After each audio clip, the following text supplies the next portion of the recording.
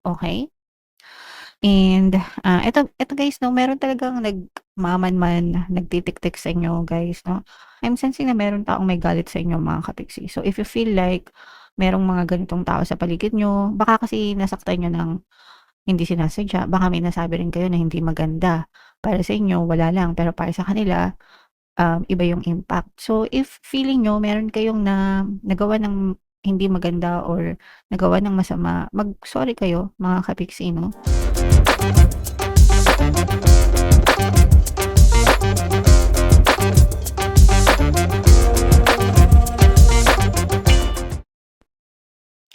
Hello guys, hello Libra, welcome back to Pinoy Pixie Tarot. Ang pamagat ng episode natin for tonight is monthly check-in para ngayong May para sa Libra, Sun, Moon, Rising Sign, and Venus.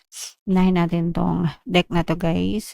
If hindi kayo naka-resonate pala sa monthly horoscope nyo for May, pwede nyo panoorin tong video na to guys. Baka nandito yung energy nyo. So, unahin natin tong deck na to. Ito yung mga angel messages para sa inyo mga kapiksi. So, meron tayong yin energy. Ibig sabihin nito guys 'no, this is the best time para mag-reflect kayo sa inyong thoughts, magplano kayo, alamin yung kumbaga parang i-assess niyo yung buhay niyo, alamin niyo where you are right now, saan kayo galing, where do you want to go, anong mga plano niyo, sa buhay. So, kumbaga magmuni-muni 'no, magmuni-muni, mag-isip mabuti, magplanong mabuti kung ano yung mga gusto niyo sa buhay niyo guys, okay. Alright. Sa inyong first message, another message sa inyo Libra. Here and now guys, ibig sabihin nito be present ngayon 'no, kasi ngayon lang, yung today lang yung meron tayo. Yung, past tapos na yun, yung nangyari kahapon, kanina, kagabi, nung isang linggo, nung isang araw, nung isang buwan, nung isang taon, it's already over, tapos na yun. And yung future wala pa guys 'no, yung bukas, sa makalawa, sa isang buwan, sa isang taon, wala pa yan, 'di pa yan nag-e-exist mga kapiksi. Ang tanging nag-e-exist sa buhay natin is yung present, yung ngayon guys. So, you have to live in the moment mga kapiksi, i-cherish nyo yung bawat bagay na nangyayari sa present guys, kasi yan yung importante guys 'no, and make sure na palagi kayong mag-focus sa mga positive na bagay everyday sa bawat present moment niyo, dahil kung ano yung tinatanim niyo sa present, yun din yung aanihin niyo sa future guys 'no. So, yeah, be present mga kapiksi. And another message for you guys. Eto guys, iwasan natin maging judgmental, maging patas tayo sa lahat ng tao guys, dahil tayo ay pantay-pantay, pare-parehas tayong mga anak ng Diyos mga kapiksi.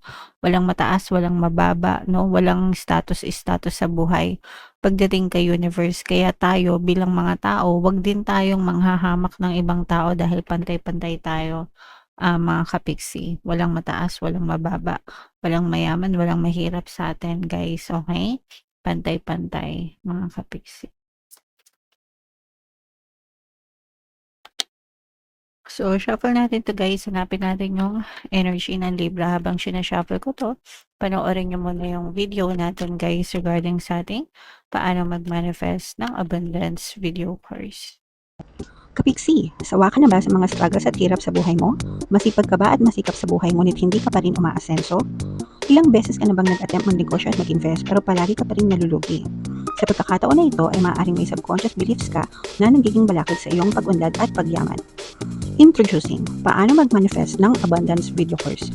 Dito ay matututunan mong ma-overcome ang mga balakid mo para tuluyan ka ng umunlad, umasenso, sumagana, maging matagumpay, successful at maswerte sa iyong kabuhayan, pera, trabaho, negosyo, salapi at kaperahan ng bonggang-bongga. Dali, mag-send na ng email sa pinoypixie@gmail.com at simulan na ang iyong pagyaman ngayon. Alright, so sa lahat ng gusto mag-avail ng course guys, meron tayong paano mag-manifest ng abundance video course, paano mawala ang third party at magkaroon ng harmonious na relationship, paano pabalikid si ex, advice breakup sa mga interesado guys, mag-send lang kayo ng email sa pinoypixietarot@gmail.com. And sa mga naghahanap ng pampaswerte guys, meron tayong money shaker jar. Ito yun guys, super effective na pampaswerte, napakaliit na bote pero napaka-effective guys. At saka ito, so sa lahat ng interesado, ito yung WhatsApp number ko guys, chat na lang ako dyan. So, Libra, kayo ay represent ng King of Swords. Kung ano lang yung makaresonate sa inyo guys, take that message, iba-iba kayo ng mensahe. So, yung first message natin, mga kapiksi, ito guys, no, parang you are patiently waiting dun sa mga bagay na minamanifest mo, sa mga bagay na pinagdadasal mo. And ganoon naman talaga guys, kasi lahat naman may waiting period, no? Kahit nga mag-check out ka, di ba? Kunwari, umorder ka, mag-check out ka sa Shopee or Lazada or online. Pag nag-check out kayo, may waiting period, mga kapiksi, antayin mo na ma-deliver sa'yo. Hindi yan ora-orada, hindi yan agad-agad. Kahit nasabihin mo, rush yung order mo, or priority yung delivery mo, still may waiting time pa rin, mga kapiksi. So, ganun din sa buhay natin, guys, no? If you are praying or manifesting for something, nandun kayo sa period na nasa waiting time kayo, guys. So, abang nag-aantay kayo, just tell yourself, everything is always working out in my favor para talagang maging papor sa inyo yung resulta na dadating, mga kapiksi. Okay? Alright. So, binukas ko yung bintana, guys, para medyo may ilaw. Kaya lang, sunlight kasi dito. Kaya, pasensya na kung masakit sa mata. Gusto ko kasi natural lighting. Ito naman, guys, mag-ingat kayo, no, na masangkot sa mga away, gulo, sa mga politika guys, wag masyadong mainitin ng ulo nyo guys. Kailangan maging kalmado kayo palagi kasi baka masangkot kayo sa mainit or magulong sitwasyon and maaaring mag-backfire sa inyo yan, guys, no? So baka mapahamak kayo. And yeah, so ito yung toxicities. Ito, I'm sensing this is more on toxicity sa work, guys, no? Pwedeng na or kahit hindi sa work, let's say sa neighborhood nyo, or pwedeng sa family nyo, or sa friendship nyo, ganyan. Pero for some of you guys, pwedeng nabibiktima kayo ng harassment, ng bullying, ng discrimination, no? So, if merong chance na umalis kayo dyan sa lugar na yan, lumipat kayo ng ibang lugar, much better, mga kapiksi, para importante kasi yung environment sa atin, guys, kasi we have to protect our environment, our energy, no? So, kapag ganun yung environment, syempre, kailangan natin protektahan yung sarili natin. But, pwede rin naman na you can make them disappear, no? By manifesting it. Ibig sabihin sila yung mawala sa buhay nyo. But, yeah, anyway, if may chance na makaalis kayo sa mga ganyang sitwasyon, sikapin nyo guys para sa inyong peace of mind na rin, mga kapiksi. And kailangan nyo mag-focus sa inyong healing guys, no? Kasi nga yung iba sa inyo nabubuli, nahaharas, naaabuso. So kapag kayo ay nakawala na sa mga ganyang sitwasyon, mag-focus kayo sa inyong healing. Kumbaga, you will be safe, no? You will be safe, mga kapiksi. And mag-focus kayo sa healing nyo guys para makalimutan nyo yung mga traumatic na nangyari sa inyo, guys. And for some of you, there is some help na darating. Ibig sabihin may mga tulong na pwedeng dumating sa buhay nyo, especially if, again, no, if nasasangkot kayo sa mga ganong klaseng sitwasyon. But you also have to understand na it's okay na manghingi ng tulong sa ibang tao, pero ikaw din yung number one na dapat na tumutulong sa sarili mo. So kung ano yung tulong na pwede mong gawin sa sarili mo, gawin mo, kapiksi. Okay? And eto guys, no, meron talagang nagmamanman, nagtitik-tik sa inyo guys, no? I'm sensing na meron taong may galit sa inyo, mga kapiksi. So if you feel like merong mga ganitong tao sa paligid nyo, baka kasi nasaktan nyo ng hindi sinasadya, baka may nasabi rin kayo na hindi maganda para sa inyo, wala lang, pero para sa kanila, iba yung impact. So, if feeling nyo, meron kayong nagawa ng hindi maganda or nagawa ng masama, mag-sorry kayo, mga kapiksi, no? Ano ba naman yung mag-sorry guys, 'di ba? Kung mapoprotektahan naman kayo in the future. At saka you have to admit if you are wrong. Sa mga ano lang to guys if ever man na naka-resonate sa inyo. Ngayon, kung wala naman kayong kasalanan, hindi nyo na yun problema, 'di ba? Pero you have to stay low-key para protektahan yung sarili nyo. Kasi meron nagmamanman sa inyo guys. Ibig sabihin, may nagtitik-tik, ganyan. Evil eye, pwede rin. This is your energy, mga kapiksi. So, sabi ko nga, you have to protect yourself. You have to protect your energy at all costs, mga kapiksi.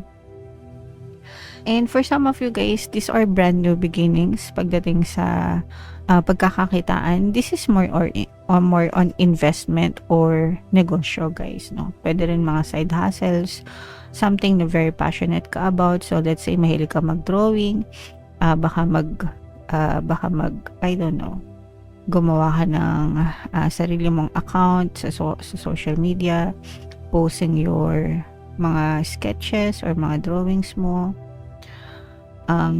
Pero yeah, explore mo kahit ano pa yan guys. Sample lang yun, mahilig mag-drawing. Naisip ko kasi anak ko magaling kasi mag-drawing yan. Actually yung trabaho niya.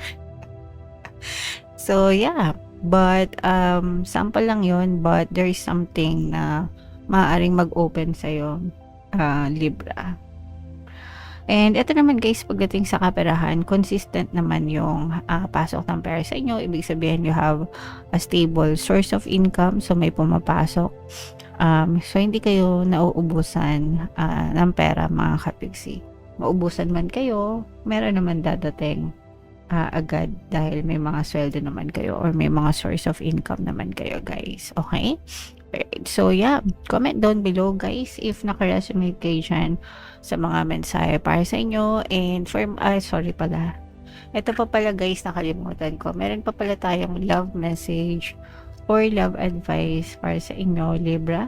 So ang love advice, ayan no, be present, parang yung sinabi din natin kanina guys, no, na here and now. Guys, be present. Enjoyin nyo yung moment nyo, especially pagdating sa relationship. You will attract love by enjoying your life as it is. Wherever you are, be all there. So, enjoy nyo yung present moment nyo, pati sa relationship guys, no? Huwag nyong sayangin. Especially if very harmonious yung relationship nyo right now. Mag-take kayo ng mga videos, ng mga pictures, no? Para balik-balikan nyo, mga kapiksi. You have to relive the moment na okay kayo ng person mo. And, i-replay mo ng paulit-ulit sa isip mo, mga kapiksi, para ma-sustain nyo. That's how you will sustain a harmonious relationship, guys. Sa pamamagitan ng paulit-ulit na binubuhay yung mga magagandang alaala sa relationship, mga kapiksi. Yung mga negative na nangyayari sa relationship, huwag nyong buhayin, ibaon nyo yun sa limot, guys, no? Ibaon nyo sa ilalim ng lupa. Pero yung mga magagandang nangyayari sa inyo, yun yung paulit-ulit nyong buhayin para talagang meron kayong forever ng person nyo, guys. Okay? Alright, so yeah, comment down below guys if naka-resonate kayo dyan, lahat ng mga magaganda, i-main nyo na guys sa comment section. And for more tarot readings, ito yung playlist nyo, ito naman yung ating success stories ng paano mag-manifest ng abundance video course. Panoorin nyo itong video natin guys about money shaker jars. Thank you for liking, sharing, and subscribing. See you next time guys. I love you all. Have a nice day. Bye-bye.